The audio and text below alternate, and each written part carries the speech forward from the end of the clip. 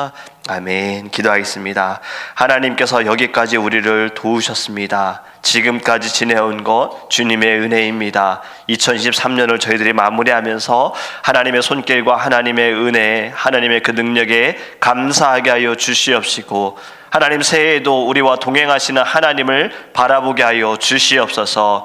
우리를 어떠한 곳에서도 늘 지켜주시고 보호하여 주시는 하나님의 그 사랑이 아버지 하나님 우리를 새롭게 하여 주실 줄 믿습니다. 우리는 끝까지 이 길을 하나님 완주하게 하여 주시옵시고, 주님 다시 오시는 그날, 또 우리가 주님 앞에 서는 그날 하나님께 잘하였도다 칭찬받는 귀한 믿음의 종 될 수 있도록 축복하여 주시옵소서.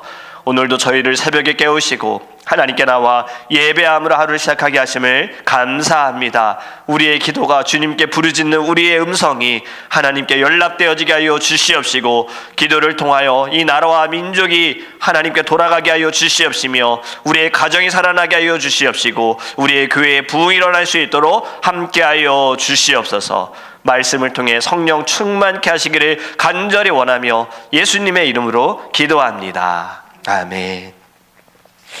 오늘 우리에게 하나님의 말씀은 욥기서 1장입니다. 욥기서 1장 6절에서 12절입니다. 제가 주는 성경책은 구약성경 761페이지입니다. 욥기서 1장 6절에서 12절입니다. 761페이지 욥기서 1장 6절에서 12절 말씀 우리 함께 읽도록 하겠습니다. 하루는 하나님의 아들들이 와서 여호와 앞에 섰고 사탄도 그들 가운데 온지라.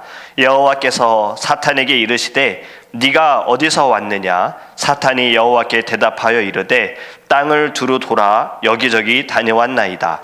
여호와께서 사탄에게 이르시되 네가 내 종 욥을 주의하여 보았느냐? 그와 같이 온전하고 정직하여 하나님을 경외하며 악에서 떠난 자는 세상에 없느니라. 사탄이 여호와께 대답하여 이르되 욥이 어찌 까닭없이 하나님을 경외하리이까? 주께서 그와 그의 집과 그의 모든 소유물을 울타리로 두르심 때문이 아니니까? 주께서 그의 손으로 하는 바를 복되게 하사 그의 소유물이 땅에 넘치게 하셨음이니이다. 이제 주의 손을 펴서 그의 모든 소유물을 치소서. 그래야 하시면 틀림없이 주를 향하여 욕하지 않겠나이까? 여호와께서 사탄에게 이르시되 내가 그의 소유물을 다 네 손에 맡기노라. 다만 그의 몸에는 네 손을 대지 말지니라. 사탄이 곧 여호와 앞에서 물러가니라. 아멘. 할렐루야. 우리 2023년 새벽 예배 마지막 새벽 예배입니다.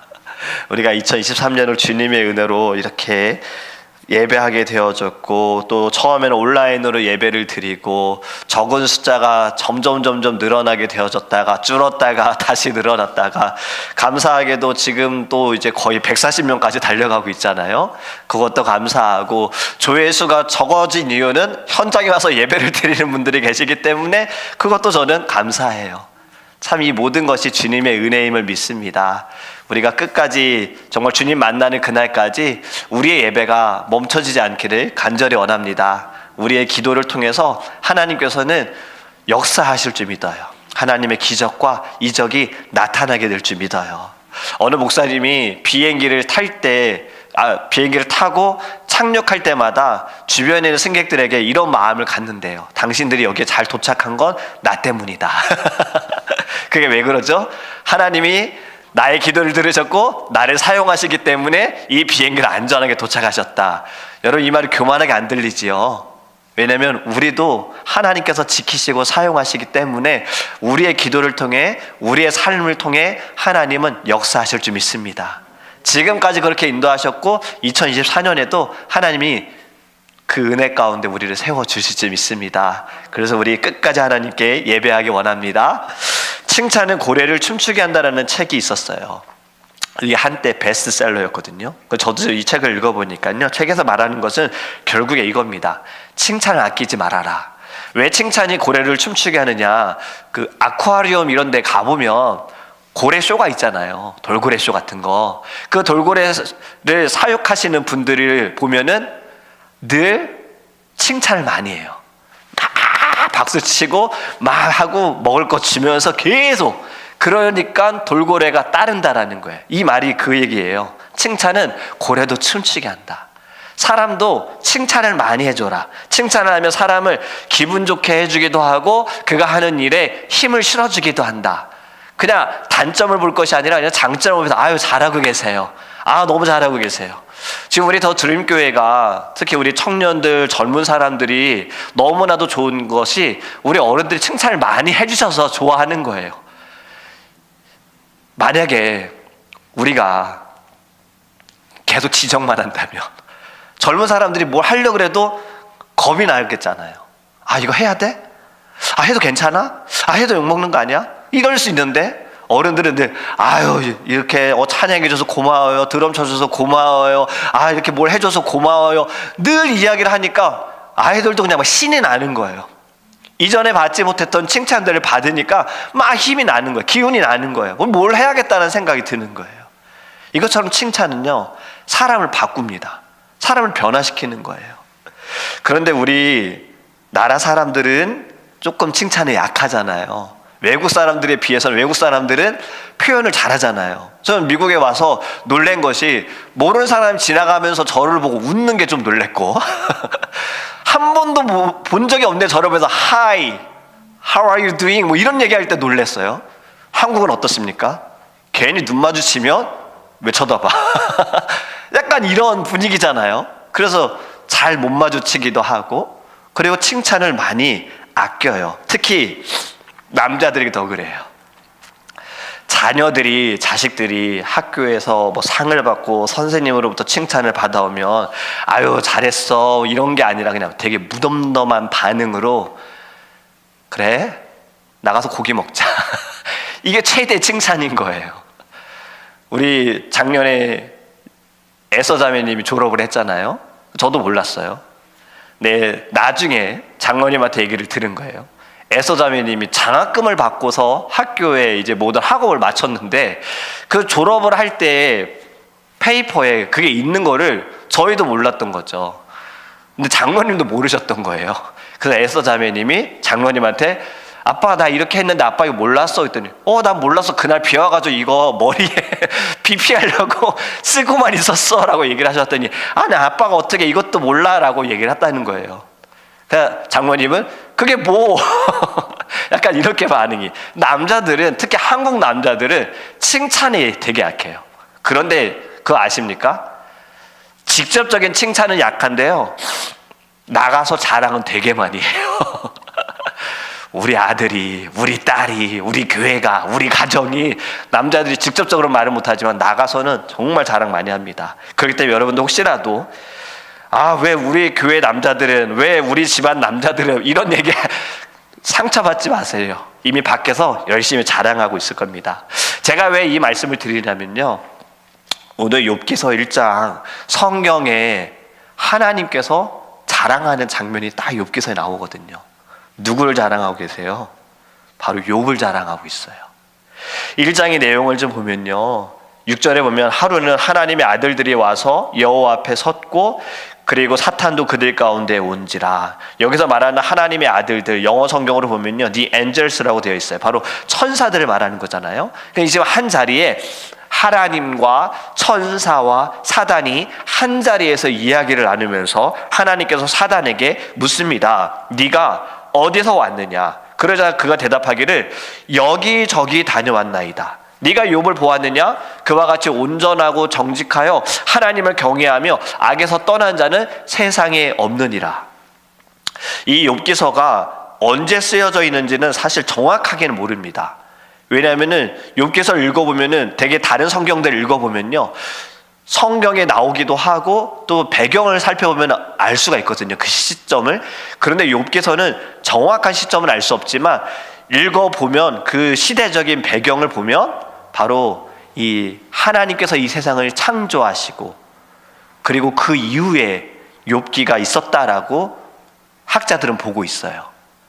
그렇기 때문에 모세 이전, 어쩌면 노아 이전에 욥기가 있었다라고 보고 있습니다. 왜냐하면 이 욥기서의 내용에 보면요, 이러한 이야기가 있어요. 이제 창조 과학회 이분들이 주장하는 이야기로는 어떠한 동물의 꼬리가 상수리 나무와 같다라는 표현이 있거든요. 상수리 나무는 지금 우리가 밖에 보는 나무보다 굉장히 더 높은 나무입니다. 길게 되어져 있는 나무예요. 어느 동물의 꼬리가 이 정도라면 그거는 이제 공룡을 얘기하는 거잖아요. 그래서 이제 창조과학회는 공룡은 있었고 욥기 시대에도 생존을 하고 있었다라고 이야기를 하고 있어요. 그리고 욥기서의 내용들을 보면은 역시 노아 이전에 욥이 살았었다. 당대의 가장 의인이었다. 그리고 오늘 말씀도 우리가 읽어보면 욥은 또 그 당시에 굉장히 부자였다는 것도 알 수가 있어요. 그래서 욥은 하나님께서 보실 때 온전하고 정직하고 하나님을 경외하는 자, 악을 떠나서 세상에 없는 자. 오늘 우리가 본문을 읽지 않았지만 욥의 자녀들이 자기들이 막 생일 잔치를 하고 나서 그 다음날 욥이 한 것이 무엇입니까? 혹시라도 하나님께 범죄했을까 하여 하나님께 예배하잖아요. 욥은 이만큼 하나님을 경외하는 자, 두려운 마음으로 살아가는 자예요. 늘 하나님 앞에 감사하면서도 떠는 자였죠. 무서워서 떠는 자가 아니라 하나님의 그 존귀하심과 위대하심과 나를 이끄시는 하나님에 대해서 그는 늘 떨리는 마음으로 있었기에 자녀들도 혹여나 잘못했을까, 그들의 생각에 마음이 범죄했을까 하나님께 제사함을 통해서 회개하게 했다는 거예요. 그렇게 하나님이 자랑하신 거예요. 또 우리가 오늘 읽은 말씀을 생각해 보면요, 먼저 하나님과 사단의 관계입니다. 이 성경을 모르는 사람들은요, 이렇게 생각을 해요. 선하면 하나님, 악하면 사단, 이렇게 생각을 하는데 뭐 완전 틀린 말은 아니죠. 근데 무엇이 잘못되냐면 하나님과 사단의 레벨을 똑같이 보더라고요, 믿지 않는 사람들은. 그러니까 하나님은 선한 신이고 사단은 악한 신으로 보는 거죠. 사실 이 세상에 되게 나오는 드라마, 영화도 다 그렇게 보여지잖아요. 그런데 오늘 이 성경 욥기서에서 정리하고 있지 않습니까? 사단은 하나님 발 앞에 있는 자예요. 이 또한 천군 천사와 비슷한 레벨이지 하나님과 같은 레벨이 아니다라는 것을 오늘 성경을 통해서 우리는 알 수가 있다는 겁니다. 또 여기에 사단이 하는 대답이 또 도전을 주지 않습니까? 네가 어디에서 왔느냐라고 물을 때 사단이 여기저기 다녔다 그래요. 땅을 여기저기 두루 돌아다녔다는 거예요. 여러분, 사단은요 지금도 여기저기 돌아다니고 있는 거예요. 우는 사자와 같이 집어삼키려고 하는 거예요. 그냥 내 주변에는 없겠지, 내 안에는, 내 집에는 없겠지. 아니에요. 사단은 늘 있어요. 우리 주변에서 계속 틈을 보고 있는 거예요. 어느 약점이 보이는 순간 확 비집고 들어오는 거예요. 사단도 영적인 존재이기 때문에 우리의 가장 약한 점을 압니다. 나의 쓴뿌리를 알고요, 나의 어떤 버튼을 알아요. 이 버튼을 딱 누르는 순간 내가 하나님을 생각하지 않고 나만 생각하고 이기는 마음으로 하나님 앞에 범죄할 수 있는 그 버튼을 사단이 알아요. 그래서 딱 누릅니다.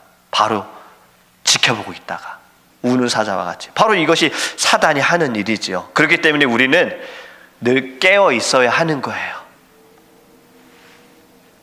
그런 사단에게 하나님께서 욥의 굳건한 믿음에 대해서 지금 자랑하시는 거예요.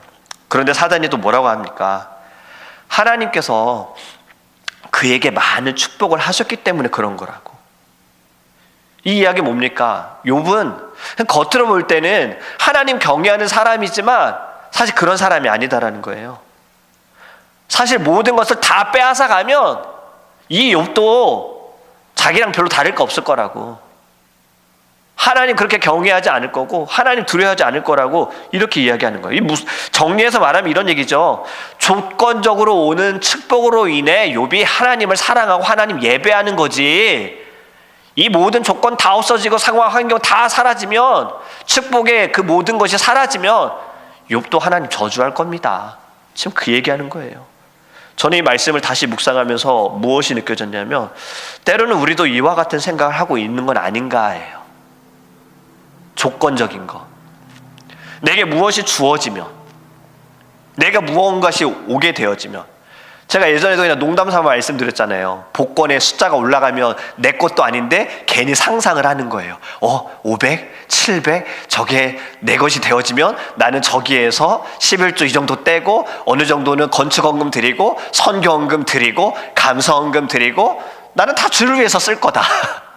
그리고 어느 정도만 이제 좀 필요한 모기지 갚고 이런 게 쓰겠다. 괜히 상상만 해도 기분이 좋잖아요. 근데 이게 뭐예요?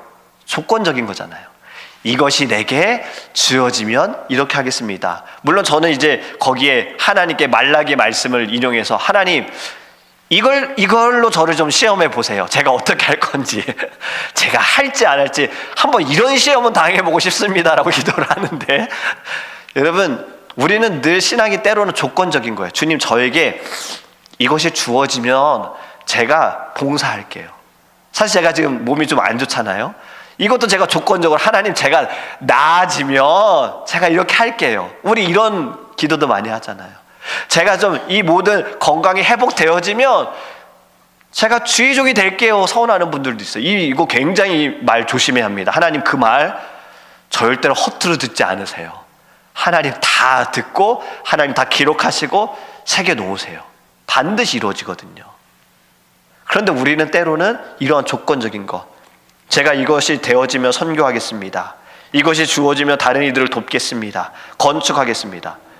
여러분 조건적인 영광은요 사단이 생각하고 있는 것과 같은 거예요. 우리는 하나님을 경외하고 영광을 돌리는 것이 어떠한 조건적으로 오는 것이 아니라 우리가 마땅히 꼭 해야 할 것임을 깨닫기로 간절히 원합니다. 그렇기 때문에 내가 시간이 날 때 예배하고 시간이 날 때 말씀을 묵상하고 시간이 날 때 기도하겠다가 아니라 내가 시간을 내서라도 말씀을 묵상하고 내가 시간을 내서라도 예배하고 내가 시간을 내서라도 기도하겠다. 요즘 젊은이들이 많은 변명이 그거잖아요. 바빠서 기도를 못해요. 그래서 어떤 목사님이 이걸 너무 많이 들어서 책도 그렇게 쓰셨잖아요. 바빠도 기도합니다. 여러분 이것이 우리의 고백이 되어야 돼요. 바빠도 삶이 분주해도 기도가 우선이 되어져야 하는 거예요. 욥은 그랬어요. 조건적인 것이 아니었어요. 그의 마음은 그냥 늘 하나님 사랑하는 마음이었고 하나님 경외하는 것이었어요. 마지막에 사단이 욥을 시험하기 위해 하나님께 허락을 받으면서 한 말씀 10절 말씀 보면요, 주께서 그와 그의 집과 그의 모든 소유물을 울타리로 두르심 때문이 아니니까 주께서 그의 손으로 하는 바를 복되게 하사 그의 소유물이 땅에 넘치게 하셨음이니이다. 아멘. 지금 딱 10절 말씀만 보면요 사단이 정답을 말했어요. 지금 10절 말씀만 보면 사단 정답 이거예요. 너 말 잘했어. 너가 말한 거 틀린 거 없어. 틀린 게 하나도 없어요. 하나님께서 욥과 욥의 집과 욥의 모든 소유물을 하나님께서 주신 거죠. 하나님이 복되게 하셨죠. 하나님이 그의 소유물을 땅에 넘치게 하셨다라는 거예요.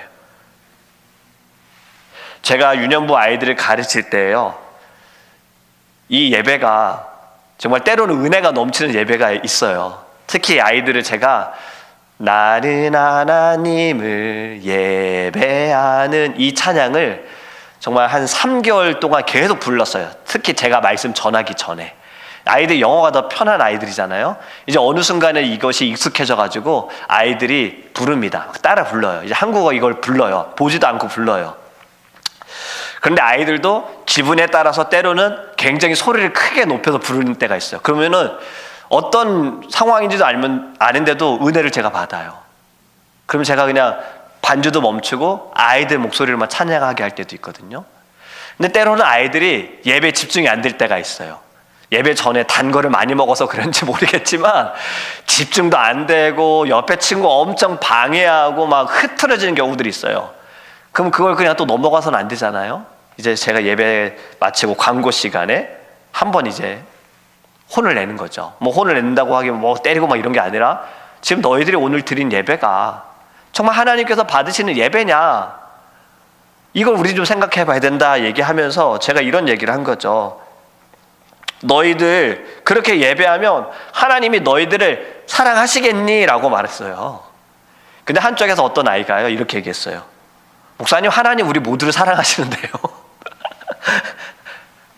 정답이잖아요.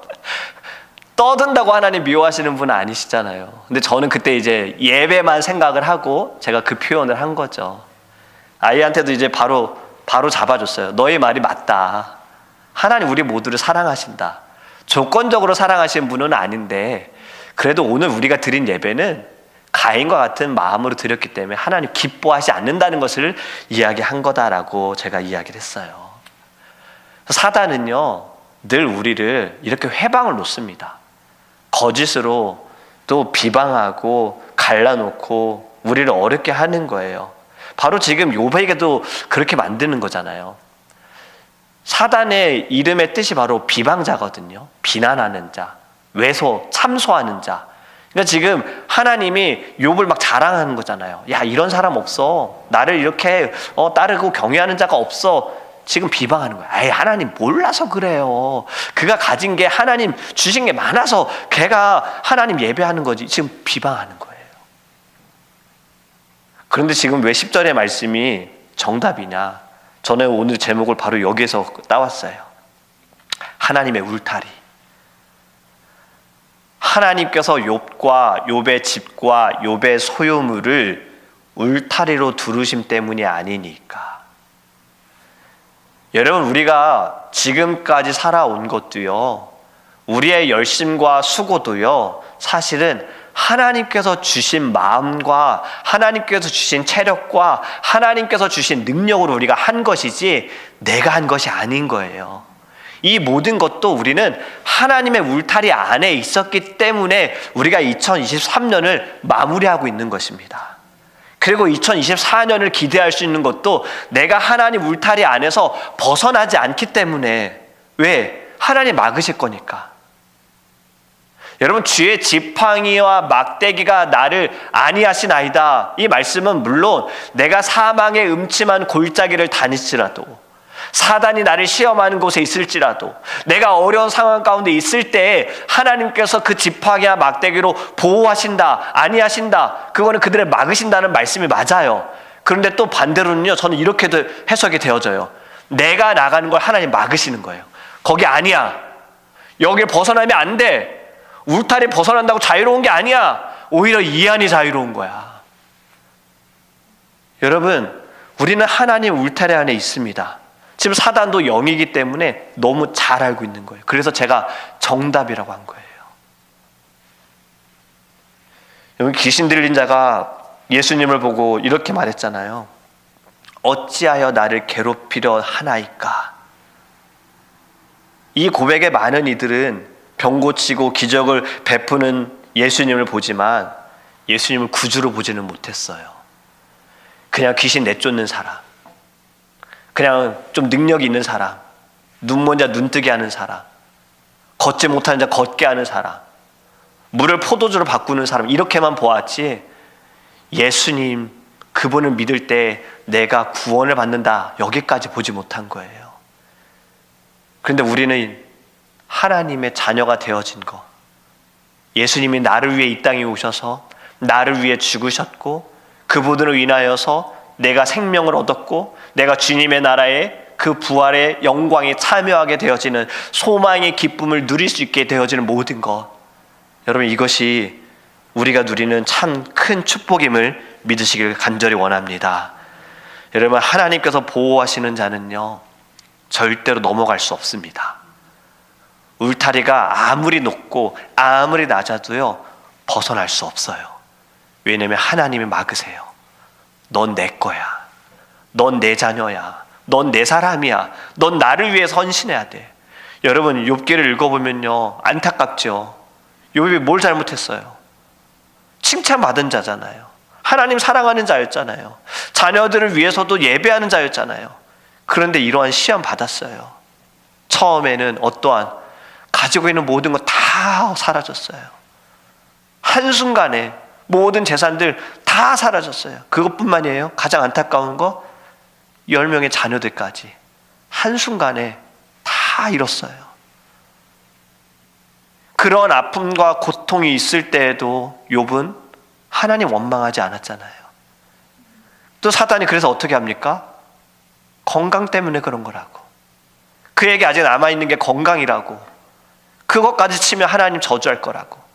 그래서 건강까지 건들잖아요. 그래도 욥은 어떻게 합니까? 끝까지 하나님을 사랑하고 하나님을 믿어요. 이후에는 친구들이 와서 사실 어쩌면 바른 소리일 수 있어요. 네가 잘못해서 그런 거야. 네가 죄인이어서 그런 거야. 뭐 이런 얘기도 계속 하잖아요. 사랑하는 아내는 떠나고 믿었던 친구들마저 자기에게 와서 좋은 얘기 해주는 것도 아니에요. 뭐 힘내 뭐 이런 얘기도 아니에요. 내가 기도해줄게 이것도 아니에요. 네 잘못이야 이런 얘기를 하고 있으니 욥의 지금 상황도 너무 어려운데 마음까지 완전히 다 찢어지는 그런 아픔을 겪으면서 욥의 고백은 무엇이었습니까? 하나님께서 나를 연단케 하신다는 거였어요.